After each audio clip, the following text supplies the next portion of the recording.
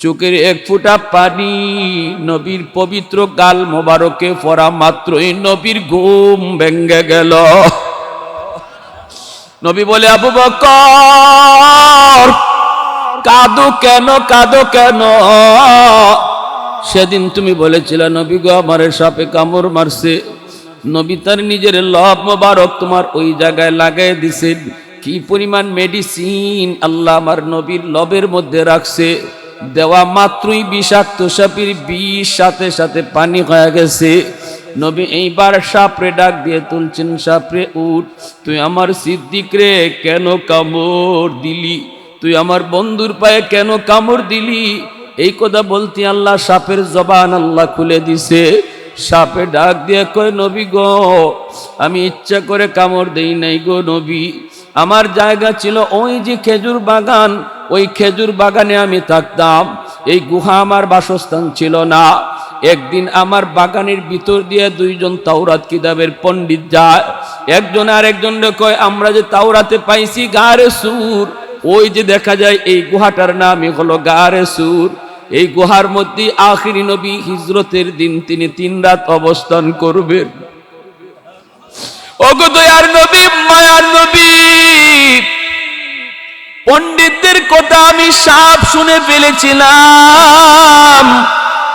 ওই দিনই আমি সিদ্ধান্ত নিয়েছি আর বাগানে থাকবো না।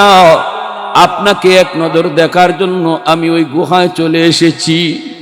আমি আজকে এতদিন যাবত আপনার অপেক্ষায়, কখন আপনি আসবেন আমি আপনার নুরানি চেহারাটা এক নজর দেখব। বেশি দূরে আমি যাই না, খাবার সংগ্রহের জন্য খুব কাছাকাছি যা পাই তাড়াতাড়ি চইলা আই। কখন জানি আমার নবী গুহায় ঢুকে আবার চইলা যায়।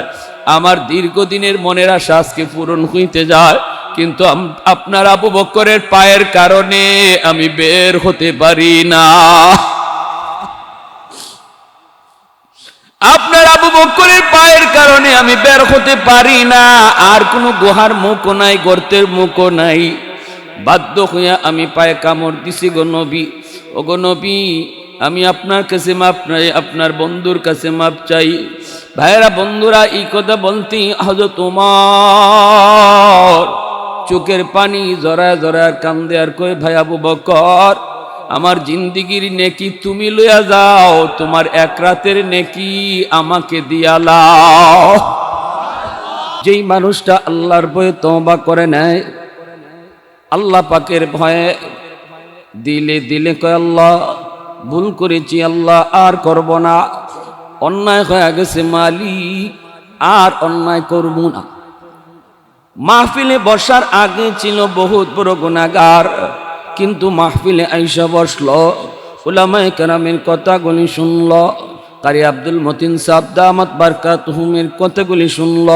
দিলের ভিতরে আসর পড়েছে যুবকের, দিলে দিলে বলতেছে মালিক, ও মালিক ভুল করে ফেলেছি। চোখের সামনে বন্ধু কবরে চলে গেল, লেখাপড়ার সাথী আজ কবরে শুয়ে আছে, খেলাধুলার সাথী আজ কবরে শুয়ে আছে। আল্লাহ কোন দিন আমার জানি ডাক আসে জানি না গো মালিক।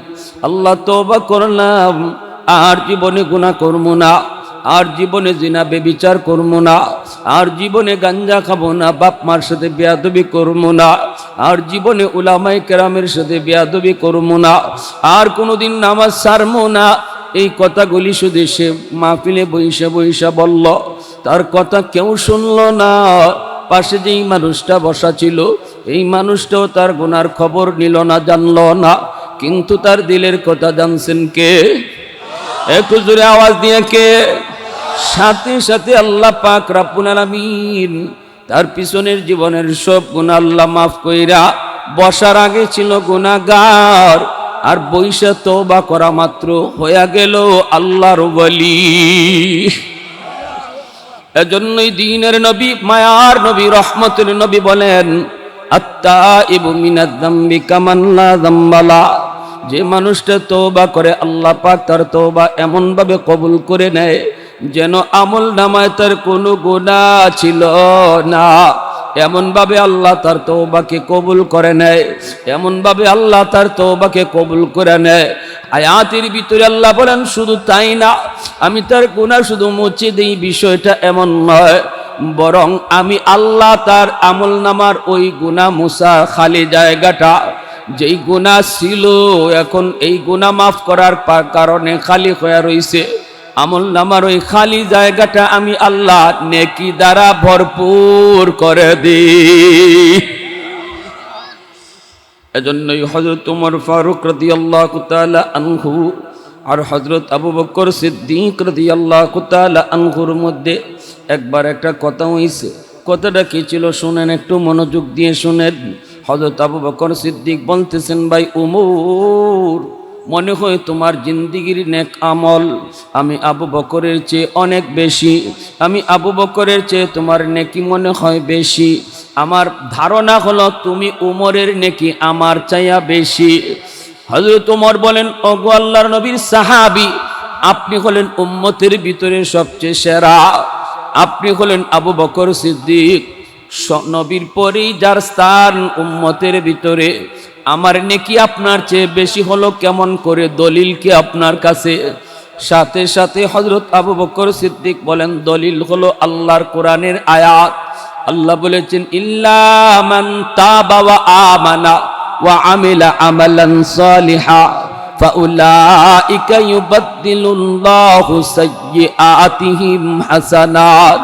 আল্লাহ পাক রব্বুল আলামিন এই আয়াতের ভিতরে আল্লাহ বলেছেন, আমার যেই বান্দা ঈমান আনবে, তওবা করবে, ঈমান আনবে, নেক আমল করবে, আমি আল্লাহ তার গুনাহগুলারে নেকি দ্বারা বদলায়া দেই। ও ভাই ওমর,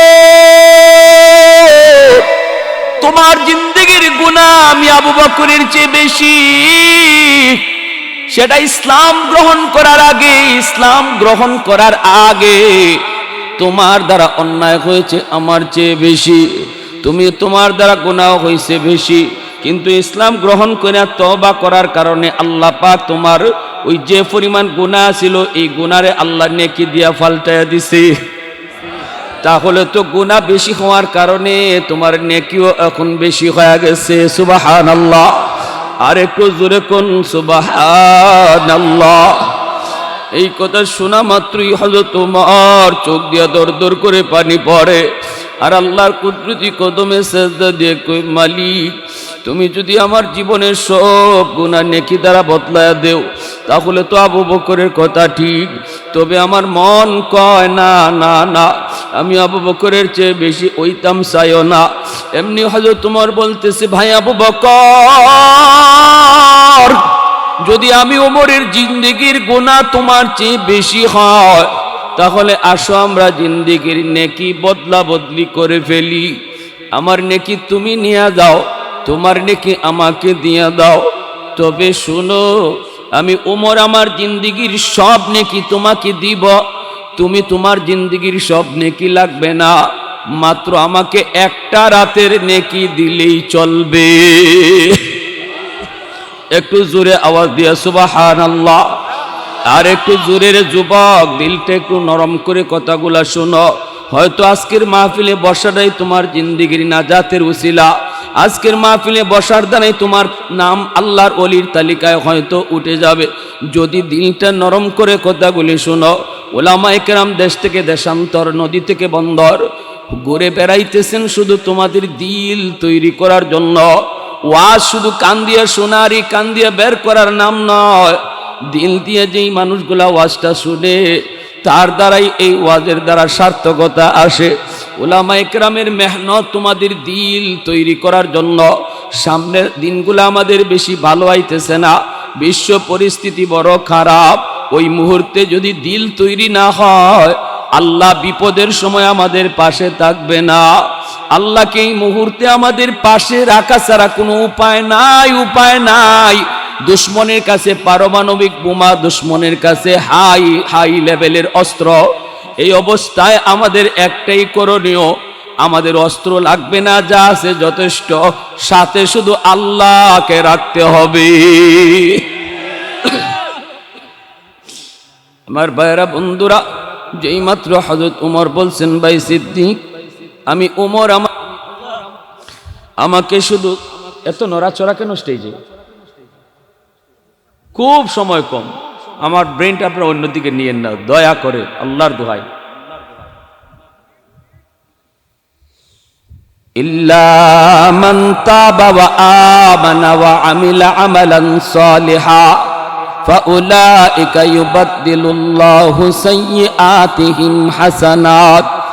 যেই মাত্র হযরত ওমর বললেন, ভাই আবু বকর, তোমার জিন্দেগীর ওই এক রাতের নেকি আমাকে দিবা, যেই রাতে আমার মায়ার নবীর সাথে তুমি হিজরত করেছিলা, আমি উমর আমার জিন্দেগীর সব নেকি তোমাকে দিয়ে দিব। যেই রাতের অপেক্ষায় তুমি 40 রাত ঘুমাও নাই, আমার নবী, দয়ার নবী কখন কোন সময়ে আয়েশা দরজার সামনে আস্তে করে ডাক দিবেন, আবু বকর, এই ডাকটা শোনার জন্য তুমি ঘুমাও নাই, বিছানায় তুমি পিঠ লাগাও না, দরজার সামনে তুমি দাঁড়ায় ছিলা। গভীর রাতে মায়ার নবী যখন তোমাকে আয়েশা ডাক দিলেন, ও আবু বকর, সাথে সাথে তুমি দরজা খুলে দিলা। নবী জিজ্ঞেস করেছিলেন, আবু বকর, এত তাড়াতাড়ি কেমন করে তুমি দরজা খুলেছ? তুমি কি ঘুমাও নাই? সেদিন তুমি বলেছিলে, নবী গো, 40 দিন আগে আপনি ইশারা দিয়েছিলেন, আবু বকর সতর্কতাই গো, কান খাড়া রাইখো, যে কোনো এক রাত আমি নবী তোমাকে নিয়ে হিজরত করব। ওই দিন থেকে আমি আবু বকর আজ পর্যন্ত কোন রাতে বিছানায় পিঠ লাগাই নাই। ও ভাই আবু বকর, মায়ার নবী, দয়ার নবীকে নিয়া তুমি গারে সুরের নিচে দাঁড়াইছো, এই জায়গা থেকে গারে সুরে তোমরা উঠবা। এত উঁচু পাহাড়, উঁচু পাহাড়ের উঁচা জায়গায় হলো গুহা, এই গুহায় আত্মগোপন করবা। কিন্তু আমার নবীকে তুমি পাহাড়ে উঠতে দাও নাই। সেদিন তুমি বলেছিলে, নবী গো, পাহাড় বাঁয়ে বাঁয়ে উঠতে আপনার কষ্ট হবে, আমি আবু বকরের পিঠে উঠেন, আমি আপনাকে পিঠে লইয়া উপরে উঠব। সেই দিন আমার নবীকে তুমি পিঠের মধ্যে লইয়া পাহাড় বায়া বায়া সেই গুহার মধ্যে যায় ঢুকলা। সেদিনও তুমি আমার নবীকে আগে ঢুকতে দাও নাই, তুমি নবীকে গুহার বাহিরে দাঁড় করে বলছো, নবী গো, আপনি আগে ঢুকবেন না, আমি আগে ঢুকি, দেখি গুহাটা নিরাপদ আসেনি না নাই। যদি কোনো হিংস্র জীব জানোয়ার থাকে, আমি আবু বকরের যদি ধ্বংস করে, তাহলে উম্মতের বেশি ক্ষতি হবে না। কিন্তু নবী গো, আপনি যদি আগে যান আর আপনার কোনো ক্ষতি হয়, ফাহালাকাতিল উম্মা, গোটা উম্মত হালাক হয়ে যাবে। এজন্য আপনি গুহার বাহিরে দাঁড়ান, আমি একটু ভিতরে ঢুকি। সেই দিন তুমি আগে গুহার ভিতরে ঢুকছো, সবগুলি গর্তের মুখ তুমি পাগড়ির কাপড় ছিঁড়ে ছিঁড়ে বন্ধ করেছ। যেই গর্তের মধ্যে সাপ থাকার সম্ভাবনা, সবগুলি গুহার মুখ, গর্তের মুখ তুমি কাপড় ছিঁড়ে বন্ধ করেছ। একটা গর্তের মুখ বন্ধ করার মতো কাপড় সেদিন ছিল না, নিজের পা দিয়ে গর্তের মুখটা তুমি আটকায় রাখছো। এরপরে রহমতের নবীর তুমি গুহার ভিতরে ঢুকাইছ, ঢুকে বলছো, নবী গো, আপনার অনেক কষ্ট হয়েছে গো নবী, এবার আপনি একটু গুহায় আরামে ঘুমান, আপনি আমার উরুতে মাথা রাইকা ঘুমান। অথচ ওই দিন তোমার ঘুমের বেশি প্রয়োজন ছিল, কারণ 40 রাত তুমি ঘুমাও নাই। সেদিনও তুমি নিজে না ঘুমায়া আমার দয়ার নবী, রহমতের নবীর নিজের উরুতে ঘুম পাড়াইছ। সুবহানাল্লাহ। সরওয়ারে দু জাহান রহমতের নবী, ওই দিন তোমার উরুতে মাথা রাইকা নবী ঘুমান। আর নবীর চেহারার দেখে তুমি নয়ন জোরে জোরে তুমি দেখতেছিলা, নয়ন জোরে জোরে তুমি নবীরে দেখতেছিলা। ওই মুহূর্তে তোমার পায়ে সাপে কামড় দিল, যন্ত্রণায় তুমি বডি নাড়াচড়া করো না, দাঁতে কামড় দিয়ে কিরিমিরি খেয়ে রাখছো, কারণ বডি নাড়াচাড়া করলে আমার রহমতের নবীর ঘুম ভেঙে যাবে। এত কষ্ট, বিষাক্ত সাপের বিষের যন্ত্রণা, কিন্তু দাঁতে দাঁতে কামড় দিয়ে তুমি হজম করেছ, তবু নড়াচড়া করো নাই।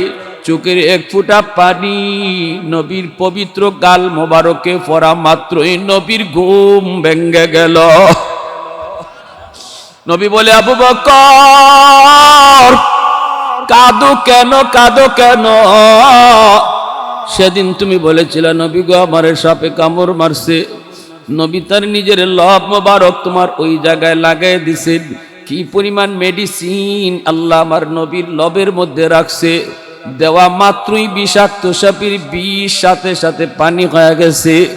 নবী এইবার সাপরে ডাক দিয়ে তুলছেন, সাপরে উঠ, তুই আমার সিদ্দিক রে কেন কামড় দিলি? তুই আমার বন্ধুর পায়ে কেন কামড় দিলি? এই কথা বলতে আল্লাহ সাপের জবান আল্লাহ খুলে দিছে।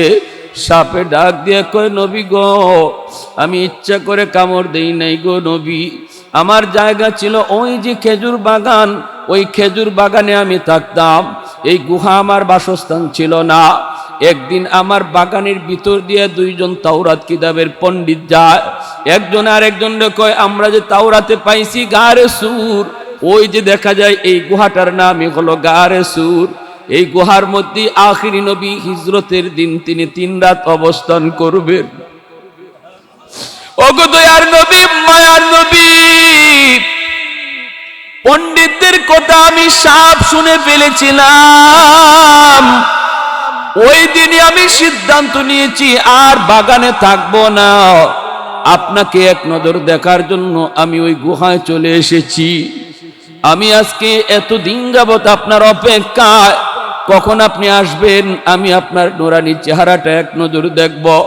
বেশি দূরে আমি যাই না খাবার সংগ্রহের জন্য, খুব কাছাকাছি যা পাই তাড়াতাড়ি চইলা আই। কখন জানি আমার নবী গুহায় ঢুকে আবার চইলা যায়।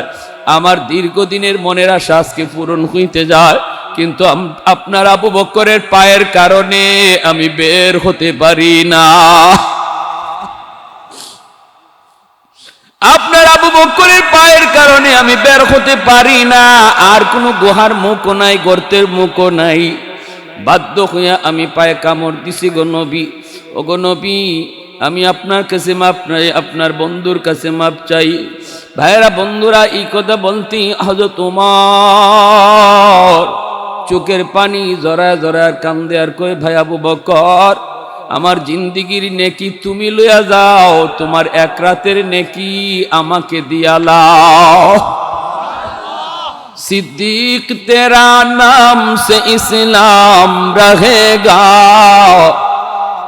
सिद्दीक तेरा नाम से इस्लाम रहेगा, दुनिया की सदाकत में तेरा नाम रहेगा, दुनिया की सदाकत में तेरा नाम रहेगा, फारूक तेरा नाम से इस्लाम रहेगा, दुनिया की अदालत में तेरा नाम रहेगा, दुनिया की अदालत में तेरा नाम रहेगा, उस्मान तेरा नाम से इस्लाम रहेगा, दुनिया की सखावत में तेरा नाम रहेगा, हैदार तेरा नाम से इस्लाम रहेगा, दुनिया की शजाअत में तेरा नाम रहेगा, मुआविया तेरा नाम से इस्लाम रहेगा, दुनिया की सियासत में तेरा नाम रहेगा, दुनिया की सियासत में तेरा नाम रहेगा। मोहब्बतेर साथे बोलें अल्लाहु আকবার, আর একটু জোরে বলেন আল্লাহু আকবার। এইবার সিদ্দিক একবার বলতেছে, ভাই উমর, যদি তুমি আমার এক রাতের নেকি চাও আর তোমার জিন্দেগির নেকি আমাকে দিতে চাও, এই বদলা বদলিটা আমি যে করব, কিন্তু আমি আবু বকর নিজেই তো জানি না ওই রাতে আমার কি পরিমাণ নেকি হইছে। এ ভাই উমর, চলো আমরা মায়ার নবীর কাছে যাই রে। আল্লাহর নবীকে যে জিজ্ঞেস করব ওই রাতে আমার কি পরিমাণ নেকি হইছে, তারপরে তোমার সাথে আমি বদলা বদলি করব, পাল্টা পাল্টি করব। দুজন চলে আসলেন আল্লাহর নবীর কাছে। দুজন হলেন মায়ার নবীর শ্বশুর, দুজনই নবীর শ্বশুর।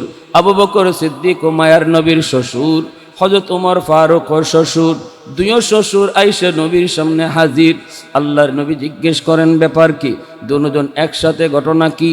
এই কথা বলতেই সিদ্দিক বলতেছেন, নবী গো, আমরা আমাদের জীবনের নেকি পাল্টা পাল্টি করতে চাই। ওমর তার জিন্দিগির নেকি আমাকে দিতে চায়, বিনিময়ে আমি আবু বকরের জিন্দিগির নেকি চায় না, শুধু এক রাতের নেকি চায়।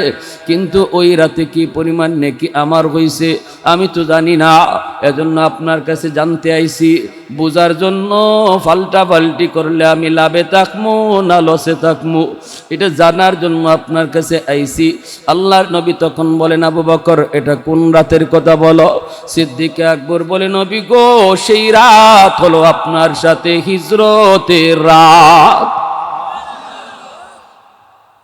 আল্লাহ নবী রহমতের নবী বলে, আবু বকর, পাল্টা পাল্টি করবা কি করবা না সেটা তোমাদের বিষয়, আমি ব্যাপারে কোনো সিদ্ধান্ত দিব না। আমি যদি কই হ তো হয়তো তোমরা কেউ নারাজ, যদি বলে না তাহলে হয়তো বা তোমাদের কেউ নারাজ। তোমরা দুজন আমার কাছে সমান, আমি কাউকে নারাজ আর কাউকে খুশি করব না, আমি সিদ্ধান্ত দেব না, সিদ্ধান্ত তোমাদের। তবে যেটা জানতে চেয়েছো সেটা আমি তোমাকে বলি রে আবু বকর, গোটা উম্মতের নেকি যদি এক পাল্লায় রাখা হয়, শুধু উমরের নেকি না, উমর সহ গোটা উম্মতের নেকি যদি এক পাল্লায় রাখা হয়, আর তুমি আবু বকরের ওই হিজরতের এক রাতের নেকি এক পাল্লায় রাখা হয়, তোমার পাল্লা ভারী হবে। সুবহানাল্লাহি ওয়া বিহামদিহি সুবহানাল্লাহিল আযীম। এইবার তো হযরত আবু বকর বুঝে গেছেন ওই রাতে কি পরিমাণ নেকি হইছে। সাথে সাথে হযরত আবু বকর বলেন, ভাই ওমর, মাপ চাই, আমি বদলাইতাম না। সুবহানাল্লাহ জোরে। তাহলে কি বোঝা গেল? ভাইরে মনে রাখবা, বসার আগে আমি গুনাহগার, তওবা করার সাথে সাথে আমি আল্লাহর ওলি। এজন্য বলি মনে রাখবা, সব জিনিসের সময় লাগে। মেট্রিক পাস করতে সময় লাগে, আইএ পাস করতে সময় লাগে, বিএ পাস করতে সময় লাগে, ব্যবসা করতে সময় লাগে, চাকরি করতে সময় লাগে, সব কিছুতেই সময় লাগে। সময় ছাড়া কিছুই হয় না, কিন্তু একটা কামে সময় লাগে না, সেই কামটা হলো আল্লাহর ওলি হওয়া। কেউ যদি আল্লাহর ওলি হতে চায় সময় লাগে না। এই মুহূর্তে দিলে দিলে আমি আপনি কেউ যদি বসে বসে কই আল্লাহ, খাটি দিলে তওবা করলাম, আর জীবনে নামাজ ছাড়বো না। আজান হলে কত আজান শুই না মসজিদের পাশ দিয়ে চলে গেছি। মালিক, তুমি তো তখন কষ্ট পাইছ, কারণ তুমি তো আমারে বড় আদর করে বানাইছ। আসমান বানাই তো আল্লাহ নিজের হাত লাগায় নাই, জমিন বানাই তো আল্লাহ নিজের হাত লাগায় নাই, ফেরেশতা বানাই তো আল্লাহ নিজের হাত লাগায় নাই, আরশ বানাই তো আল্লাহ নিজের হাত লাগায় নাই। কিন্তু আমারে আপনারে বানাইতে আল্লাহ বলে, খালাকতু বিয়াদাইয়া, আমি মানুষ বানাইছি আমার নিজের হাত দিয়া। এত আদর করে যেই মানুষ আল্লাহ আমারে তোমারে বানাইছে রে যুবক, আজকে আজান হলে তুমি মসজিদের পাশ দিয়ে চইলা গেলা। আল্লাহ তোমারে ডাকতেছে, বান্দা কই যাস কই যাস? আমি আল্লাহ না তোরে ডাকতেছি, আল্লাহু আকবার। আমি আল্লাহ তোরে ডাকি, মুয়াজ্জিন একটা মাউথ পিস মাত্র। আমি তোরে ডাকতেছি, আমি আল্লাহ মহান, আমি আল্লাহ মহান। তুই যেদিকে যাইতেছ এটা তোর বড় নয়, আমি আল্লাহ তোর কাছে বড়। আয় মসজিদে আয়। এরপরও যখন আমরা আজান শুনে মসজিদের পাশ দিয়ে চলে গেলাম, আজান শুই না দোকানে বৈশা রইলাম, তখন আল্লাহর কুদরতি কলিজায় বড় আঘাত লাগে, বড় কষ্ট লাগে। বান্দা তোরে এত আদর করে বানাইছি, যেই ফেরেশতা 24 ঘন্টা আমি আল্লাহরে রুকুতে সাজদা দেয়, এই ফেরেশতা বানাই তো আমি আল্লাহ নিজের হাত লাগাই নাই, কিন্তু তোরে বানাইতে আমি আমার নিজের হাত লাগাইছি। সুবহানাল্লাহ। কেমনে তুই আমি আল্লাহকে ভুলে গেলি? ইয়া আইয়ুহাল ইনসান মা গাররাকা বিরব্বিকাল কারীম, ইয়া আইয়ুহাল ইনসান মা গাররাকা বিরব্বিকাল কারীম। এজন্য আমার ভাই মনে রাখবা, আল্লাহর ওলি হইতে সময় লাগে না। এই মুহূর্তে যদি তুমি নিয়ত করো আল্লাহর গোলাম, আর কোনোদিন নামাজ ছাড়বো না, আর গুনার কাজে যাইবো না, তোমার এই দিলের কথা আল্লাহ শুনবে, আল্লাহ শুনবে। মুহূর্তের ভিতরে তোমার নাম আল্লাহ পাক ওলির দফতরে উঠায় দিবে। কারা কারা অলি হইতে রাজি একটু হাত তুলে আল্লাহকে দেখান। আল্লাহ তুমি কবুল করো, জোরে বলেন আমিন। আর একটু জোরে বলেন আমিন। তাহলে তওবা করতে চেয়ারম্যানের কাছে যাওয়ান লাগে, তওবা করতে মেম্বারের হাত ধরা লাগে, তওবা করতে ইমাম সাহেবের হাত ধরতে হয় না, কারো হাত ধরতে হয় না। এজন্যই তো মূসা নবী কয় আল্লাহ বৃষ্টি হয় না। মূসা নবী কয় আল্লাহ এই জমিনের ভিতরে সবচেয়ে বড় নাফরমান কেডা একটু দেখাইবানি। আল্লাহ কয় এই জমিনের সবচেয়ে বড় নাফরমান তুমি দেখতে চাও বলে হ। আল্লাহ কয় যাও 3 রাস্তার মুখে যায় দাঁড়াও, দেখবা একটা মানুষ আইতেছে বাচ্চা কোলে লইয়া, এই হলো এই জমিনের সবচেয়ে বড় নাফরমান। মূসা নবী গিয়া দাঁড়াইছেন, সকালে দেখছেন লোকটা যাইতেছে, আর কোনো কথা বলেন নাই, শুধু চিনছেন চেহারাটা যে এগুলো দুনিয়ার সবচেয়ে বড় নাফরমান, এর গুনার কোনো শেষ নাই। চলে আসলেন বিকালে, মূসা নবী কয় আল্লাহ নাফরমান তো দেখলাম, কিন্তু তোমার ওলি কেডা, এই জমিনে তোমার ওলি কেডা একটু দেখাইবানি। সবচেয়ে বড় ওলি আল্লাহ কই যেখানে দাঁড়াইছিল সকালে এখানেই যায় দাঁড়াও, দেখবা ওই দিক থেকে একটা মানুষ আইতেছে, এই হলো এই জমিনের সবচেয়ে বড় ওলি।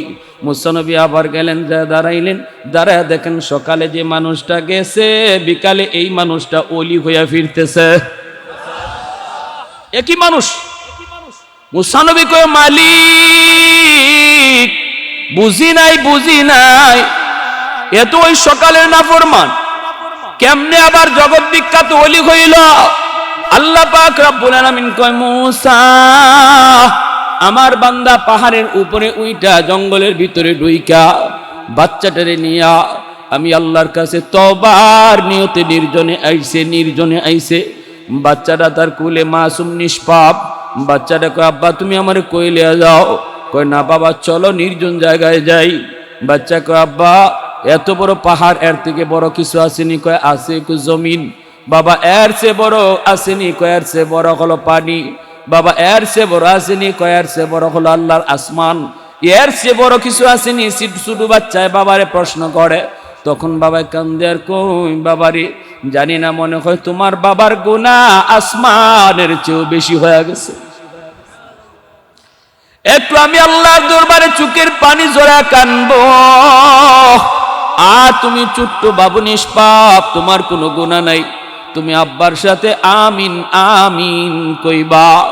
আল্লাহ কই মূসা নির্জনে জঙ্গলে যাই আমার বান্দা এমন কান্না দিছে আমি আল্লাহর কাছে, আর কান্না দেখে তার কুলে অবুঝ বাচ্চাটাও কাঁদতেছে।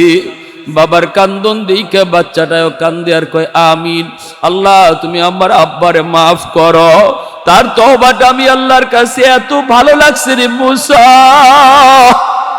আমি তার তওবা কবুল কইরা তার যতগুলি গুনাহ ছিল সব গুনাহ নেকি বানায়া দিছি।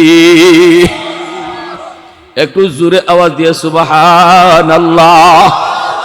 এজন্য আল্লাহর নাম গাফির, আল্লাহর নাম গাফুর, আল্লাহর নাম গাফফার। ছোট গুনাহ মাফ করে আল্লাহ গাফির নামের উসিলায়, মাঝারি সাইজের গুনাহ মাফ করে গাফুর নামের উসিলায়, বড় বড় গুনাহ মাফ করে আল্লাহ তার গাফফার নামের উসিলায়। এই মুহূর্তে কাটি দিলে তওবা করে আল্লাহর ওলি হওয়ার নিয়ত কার কার আছে একটু হাত তুলে আল্লাহরে দেখান। আল্লাহ আমাদের প্রতিটা হাতকে তুমি কবুল করো। আর একটু জোরে করুন আমিন। আল্লাহ আর নামাজ ছাড়বো না। যৌবনে কত যুবক কবরে গেছে, আল্লাহ কত যুবকের নিয়ত করছিল আল্লাহ নামাজ পড়বো, কিন্তু নামাজ আর কপালে জুটে নাই। আল্লাহ আমাদেরকে বেনামাজি বানাইয়া তুমি কবরে নিও না। আমিন। জোরে বলেন আমিন।